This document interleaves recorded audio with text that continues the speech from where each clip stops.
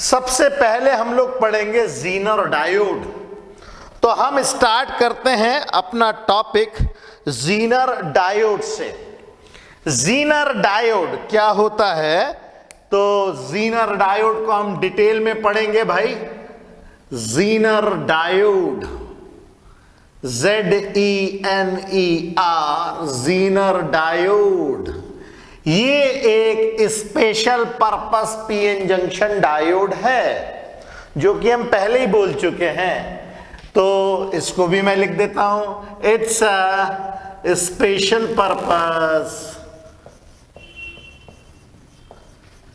PN junction diode. क्योंकि देखिए, जब आप नोट्स बनाएंगे तो बारी बारी से सारे पॉइंट्स अगर हम लोग लिखते हैं तो काफी इंप्रेसिव दिखता है, तो हमें कोई भी चीज जो है मिस नहीं करना है। और इसका नाम ज़ीनर डायोड इसीलिए पड़ा है क्योंकि जो इन्वेंटर थे ना, इसको जिन्होंने डिजाइन किया, बनाया है, इन्वेंट किया है, उन्हीं के नाम पे इसको नाम दिया गया है। इट्स नेम इज गिवन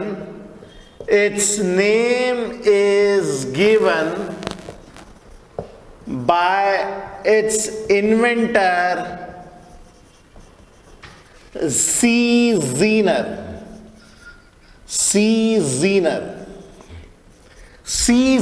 जो थे इसके इन्वेंटर थे और उन्हीं के नाम पे ज़ीनर डायोड का नाम रखा गया है। और खास बात यह है कि ये जो डिजाइन किया गया है, ये डिजाइन रिवर्स बायस में काम करने के हिसाब से ही बनाया गया है। It is designed to operate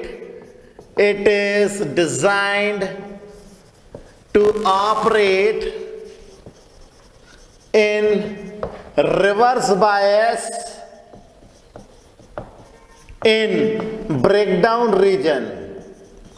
मतलब ये हर कभी इस्तेमाल नहीं करेंगे हम लोग, ये इस्तेमाल तभी किया जाएगा जब इसको हम लोग रिवर्स बायस में ऑपरेट करेंगे, और वो भी ब्रेकडाउन रीजन में ऑपरेट करेंगे। तो ब्रेकडाउन रीजन में आप लोगों को बता देता हूं क्या होता है। जो हमारा रिवर्स बायस में जब बनता है हम लोग का, तो ये जो VI कैरेक्टरिस्टिक्स होता है, इसके अंदर हम लोग देखेंगे कि जो रिवर्स बायस में कुछ इस तरीके से सैचुरेशन करंट मिलता है, और फिर ये कुछ इस तरीके से जाता है। और ये हम लोग देखते हैं कि एक ही पर्टिकुलर वोल्टेज के ऊपर, जैसे हम लोग ब्रेकडाउन वोल्टेज कहते हैं, इस वोल्टेज के ऊपर एकदम से करंट शूट करता है। आप करंट कितना भी दे दो, ये करंट बहुत छोटा होता है, माइक्रो एम्पियर्स में करंट होता है, मगर ये करंट जो है extreme large variety of current ले सकता है सेम पोटेंशियल डिफरेंस के ऊपर। ये कहलाता है ब्रेकडाउन रीजन, और जिस वोल्टेज के ऊपर ये होता है इसे कहते हैं ब्रेकडाउन वोल्टेज, या ज़ीनर वोल्टेज भी इसको हम लोग कह सकते हैं, ज़ीनर वोल्टेज या ब्रेकडाउन वोल्टेज। अब इस रीजन की खासियत क्या है? इस रीजन की खासियत यह है कि इस पर्टिकुलर रीजन में कांस्टेंट वोल्टेज के ऊपर करंट कितना भी चेंज हो सकता है। मतलब एट कांस्टेंट वोल्टेज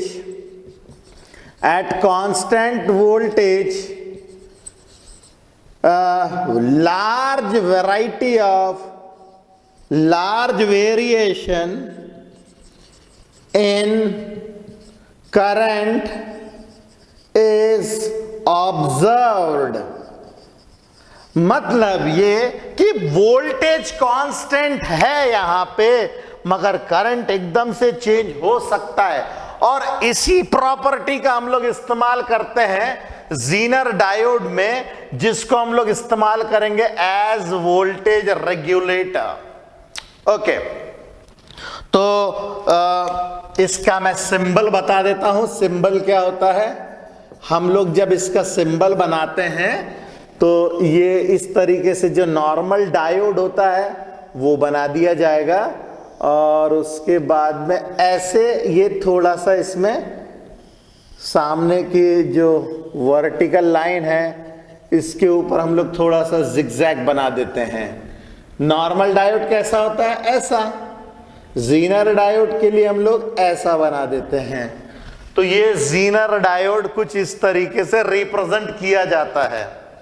अच्छा, इसको हम लोग कैसे यूज करते हैं? Used as voltage regulator. Voltage regulator. अब भाई वोल्टेज रेगुलेटर क्या होता है ये भी बताना पड़ेगा। तो वोल्टेज रेगुलेटर क्या होता है मैं आपको बताता हूं। आजकल जो शहरों में लोग रहते हैं उन लोगों के पास ऐसे वोल्टेज रेगुलेटर का खास काम नहीं होता है, क्योंकि आजकल वोल्टेज ड्रॉप ज्यादा कुछ खास होता नहीं शहरों में। शहरों में वोल्टेज का ऊपर नीचे होना बहुत कॉमन नहीं है, बहुत ज्यादा कॉमन नहीं है।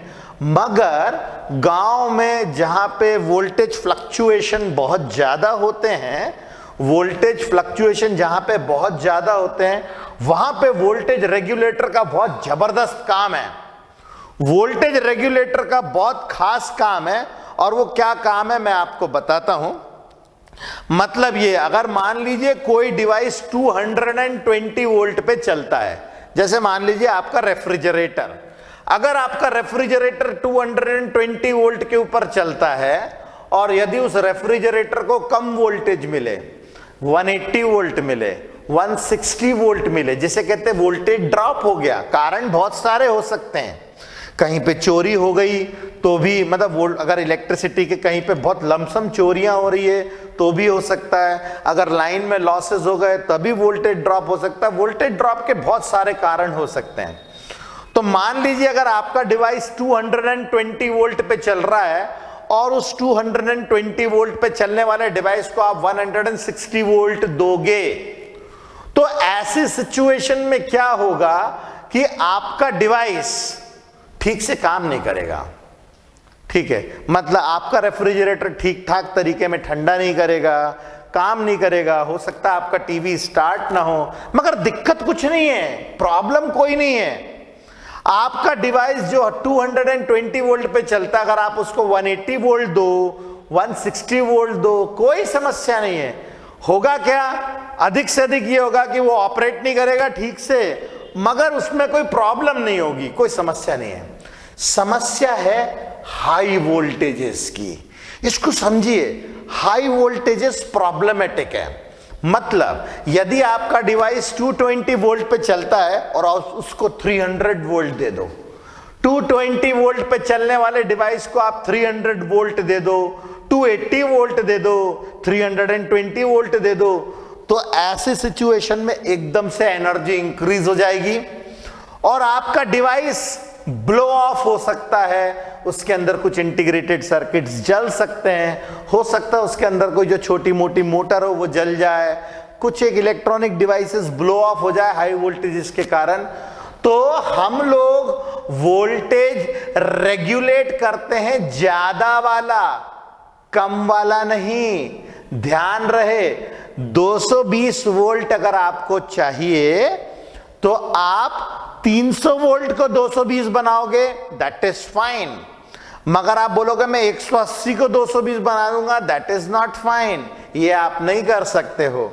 आप केवल हाई वोल्टेजेस को रेगुलेट करते हो, लो वोल्टेजेस को रेगुलेट हम लोग नहीं करते हैं।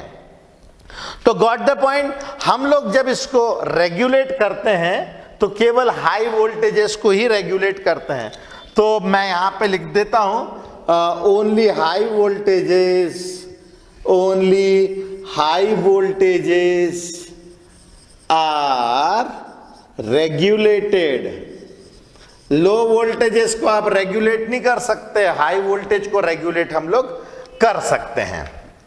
अब चलिए भाई, अगला आता है इसका फैब्रिकेशन, मतलब कैसे बनाएं। तो इसका जब फैब्रिकेशन करेंगे हम लोग, तो फैब्रिकेशन के अंदर में जो हमारा फैब्रिकेटर होगा, मतलब जो चिप डिजाइनर होगा, जिसे हम फैब्रिकेटर भी कहते हैं, जो चिप डिजाइनर होगा चिप डिजाइनर, जिसे हम लोग फैब्रिकेटर भी कहते हैं, चिप फैब्रिकेटर कहते हैं इनको खास तौर पे। तो हम चिप फैब्रिकेटर को कुछ एक अपनी जानकारियां बताएंगे, इनपुट्स देंगे, उसके हिसाब से चिप फैब्रिकेटर आपकी चिप को डिजाइन करके देगा। जैसे एग्जाम्पल के तौर पे आप अगर किसी चिप फैब्रिकेटर को बोलोगे यार मुझे पेन ड्राइव बना के दे, और मुझे जो पेन ड्राइव बना के देगा वो तू मेरे को 16 GB की पेन ड्राइव बना के दे दे 1000, तो वो फैब्रिकेटर आपको 16 GB की 100 पेन ड्राइव बना के देगा। मगर ऐसा थोड़ी करेगा कि आपने 16 GB की बोला है तो आपको 2 GB की दे दे, वो आपको 40 GB की देंगे। भाई हम जितना बोलेंगे आपको उतना ही देना पड़ेगा ना। तो फैब्रिकेटर को वो फैब्रिकेट करते समय उस चीज का ख्याल रखना पड़ेगा। तो फैब्रिकेशन करते समय हमें कुछ चीजें बतानी पड़ती है फैब्रिकेटर को, और जब हम फैब्रिकेटर को बताएंगे, उसको बताएंगे कि देख भैया मेरे को जीनर डायोड बनाना है, और जीनर डायोड को बनाने के लिए तेरे को जो चिप बनानी पड़ेगी उसको हेवीली डोप कर दे। तो इट इज फैब्रिकेटेड बाय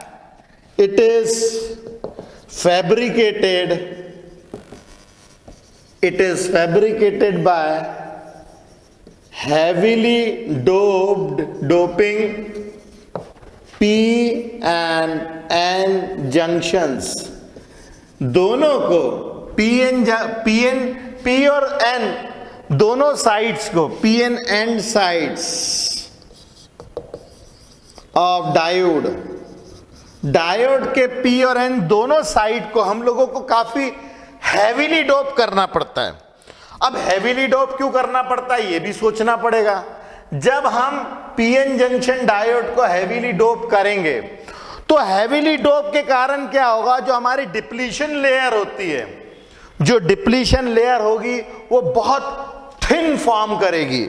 इसके अंदर में क्या होगा, बाय डूइंग दिस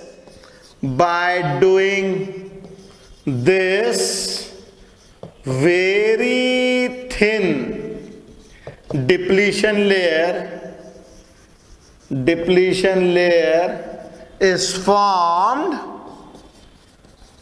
बहुत पतली डिप्लीशन लेयर जो है वो फॉर्म होती है, और ये लेस देन 10⁻⁻⁶ मीटर के आसपास होती है, बहुत छोटी, 1 माइक्रोमीटर से भी छोटी है डिप्लीशन लेयर फॉर्म होती है। और जिसके कारण क्या होता है, जो इलेक्ट्रिक फील्ड बनती है जंक्शन के ऊपर बहुत स्ट्रांग बनती है। तो due to this very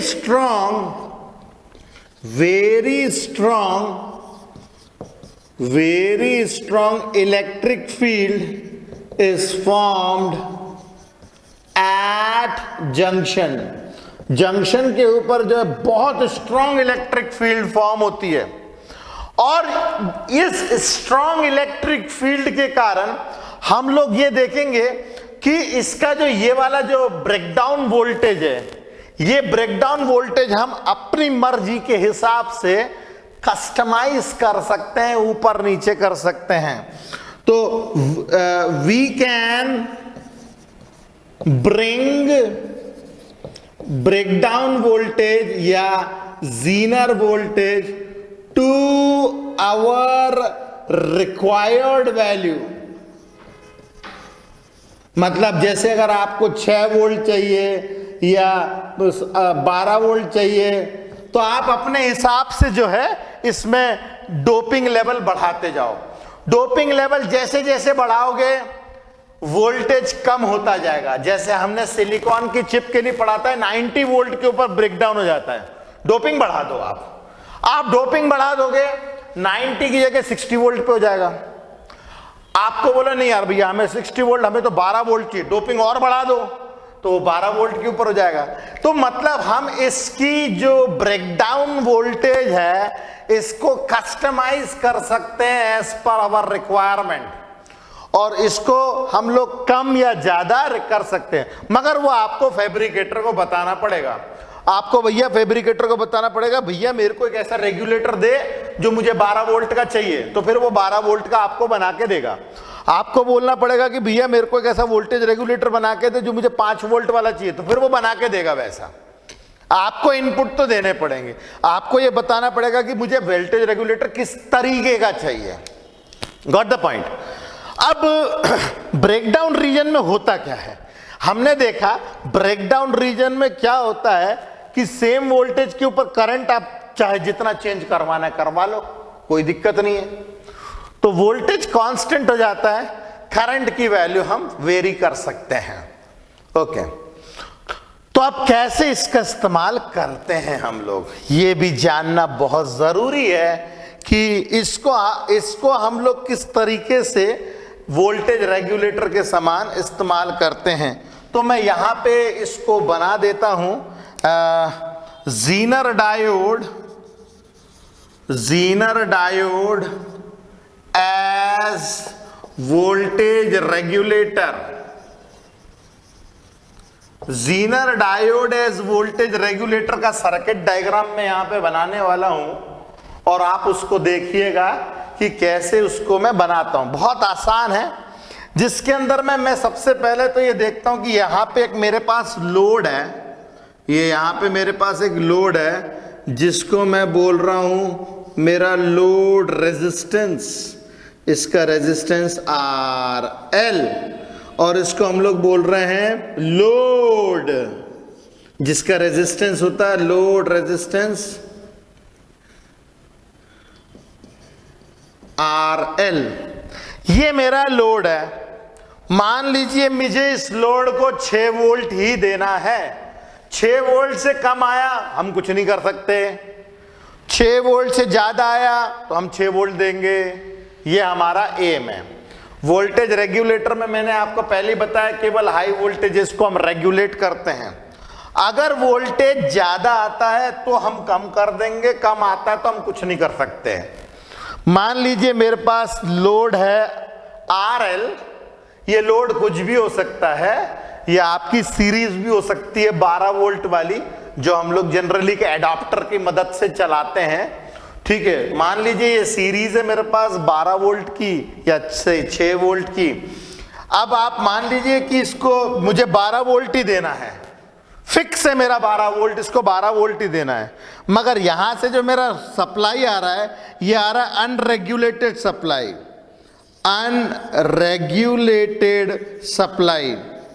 unregulated supply मतलब कभी 12 वोल्ट भी आ जाता है, कभी 15 वोल्ट भी आ जाता है, कभी 40 वोल्ट भी आ जाता है, कुछ भी आ रहा है। तो हम क्या करेंगे, यहां पे यहां से जहां से अनरेगुलेटेड सप्लाई आ रही है ना, यहां से जहां से अनरेगुलेटेड सप्लाई आ रही है इस लोड के ऊपर, तो हम क्या करेंगे, इस लोड के ऊपर एक ज़ीनर डायोड लगा देंगे, एक ज़ीनर डायोड लगा देंगे, वो भी रिवर्स बायस में। ऐसा एक ज़ीनर डायोड लगा देंगे, वो भी रिवर्स बायस में, और ये इसका ब्रेकडाउन वोल्टेज वही होगा जो इसकी रिक्वायर्ड वोल्टेज होगी। मान लो इसको 12 वोल्ट चाहिए, तो इसको मैं 12 वोल्ट के ऊपर जो है ब्रेकडाउन करवा दूंगा। मान लीजिए अब यहां से 12 वोल्ट की जगह पे कुछ ज्यादा आने लगा, 12 वोल्ट की जगह 20 वोल्ट आने लगा, तो होगा क्या, अनरेगुलेटेड सप्लाई में जो एक्स्ट्रा वोल्टेज होगा, अनरेगुलेटेड सप्लाई में जो एक्स्ट्रा वोल्टेज होगा, इसको निपटाने के लिए, इसको खत्म करने के लिए हम लोग एक सीरीज रेजिस्टेंस लगा देंगे RS। तो RS जिसे हम लोग सीरीज रेजिस्टेंस कहते हैं, वो एक्स्ट्रा वोल्टेज ले लेगा। कुछ ऐसे, मान लो यहां से 20 वोल्ट आया, यहां पे 20 वोल्ट आया, और आपको इस डिवाइस के ऊपर चाहिए था 12 वोल्ट। अगर आप इसको 12 वोल्ट देना चाहते हैं तो हमारा ज़ीनर डायोड जो है 12 वोल्ट के ऊपर जो है ब्रेकडाउन हो जाएगा, 12 वोल्ट के ऊपर ब्रेकडाउन हो जाएगा। करंट आप इसको कितना भी दे दो, इसको कोई लेना देना नहीं है। तो यहां से जितना भी एक्सेस करंट आ रहा होगा ना, यहां से जितना भी एक्सेस करंट आ रहा होगा वो ये कंज्यूम कर लेगा, इसको तो जितना करंट चाहिए वही मिलता रहेगा। और जब ये ब्रेकडाउन हो चुका होगा, ब्रेकडाउन होने के बाद इसको आप कितना भी करंट दे दो, इसको कोई लेना देना नहीं है, आप तो कितना भी करंट बढ़ा दो, बचा हुआ 8 वोल्ट आप इसके ऊपर अप्लाई कर दोगे और बेचारे इस डिवाइस की जान बच जाएगी। इस डिवाइस को चाहिए था 12 वोल्ट, और अगर आपके पास 20 वोल्ट भी अनरेगुलेटेड आता है तो भी आप इसको 12 वोल्ट ही सप्लाई करोगे। यहां से जितना एक्सेस करंट आएगा वो ये कंज्यूम कर लेगा रिवर्स बायस में, और जो मेन लाइन में जो करंट है उतना ही जाएगा जितनी हमारी रिक्वायरमेंट होगी। तो ये हमारा एक सिंपल सा अरेंजमेंट होता है जिसके अंदर में ज़ीनर डायोड को हम लोग एज अ वोल्टेज रेगुलेटर इस्तेमाल करते हैं। तो चलिए जी, अब आप इसको फटाफट लिख लीजिए, ध्यान रहे फिगर, सिंबल और ये डायग्राम जरूर चाहिए ही चाहिए।